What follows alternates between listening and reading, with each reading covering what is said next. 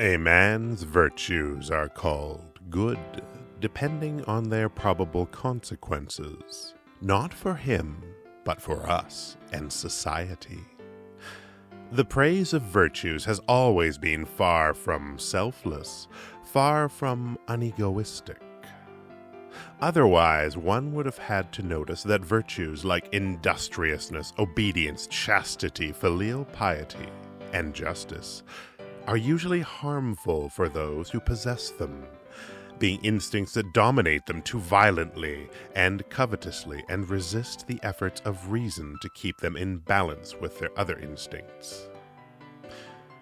When you have a virtue, a real, whole virtue, and not merely a mini instinct for some virtue, you are its victim. But your neighbor praises your virtue precisely on that account.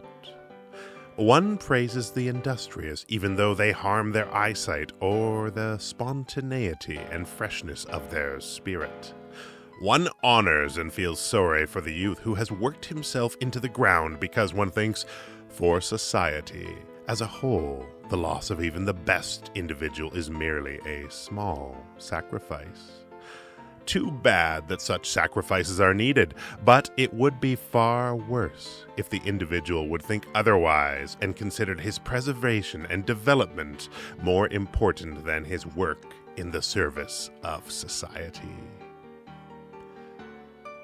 Thus, one feels sorry for the youth, not for his own sake, but because a devoted instrument, ruthless against itself, a so-called good man, has been lost to society by his death. Perhaps one gives some thought to the question whether it would have been more useful for society if he had been less ruthless against himself and had preserved himself longer.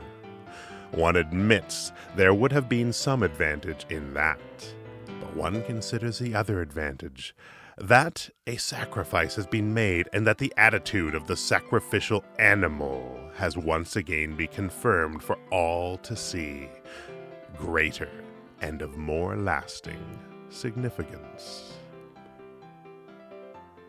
Thus, what is really praised when virtues are praised is, first, their instrumental nature, and secondly, the instinct in every virtue that refuses to be held in check by the overall advantage for the individual himself.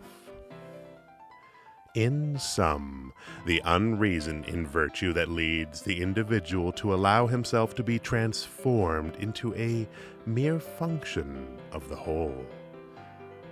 The praise of virtue is the praise of something that is privately harmful, the praise of instincts that deprive a human being of his noble selfishness and the strength for the highest autonomy. To be sure, for educational purposes and to lead men to incorporate virtuous habits, one emphasizes effects of virtue that make it appear as if virtue and private advantage were sisters. And some relationship actually exists. Blindly raging industriousness, for example. This typical virtue of an instrument is represented as the way to wealth and honor, and as the poison that best cures boredom and the passions. But one keeps silent about its dangers, its extreme dangerousness. That is how education always proceeds. One tries to condition an individual by various attractions and advantages to adopt a way of thinking and behaving that once it becomes a habit, instinct, and passion will dominate him to his own ultimate disadvantage, but for the general good. How often I see that blindly raging industriousness does create wealth and reap honors, while at the same time depriving the organs of their subtlety, which alone would make possible the enjoyment of wealth and honors. Also, that this chief antidote to boredom and the passions at the same time blunts the senses and leads the spirit to resist new attractions. The most industrious of all ages, ours, does not know how to make anything of all its industriousness and money, except always still more money and still more industriousness, for it requires more genius to spend than to acquire. Well, we shall have our grandchildren. If this education succeeds, then every virtue of an individual is a public utility and a private disadvantage, measured against a supreme private goal. Probably some impoverishment of the spirit and the senses, or even a premature decline. Consider from this point of view, one by one, the virtues of obedience, chastity, filial piety, and justice.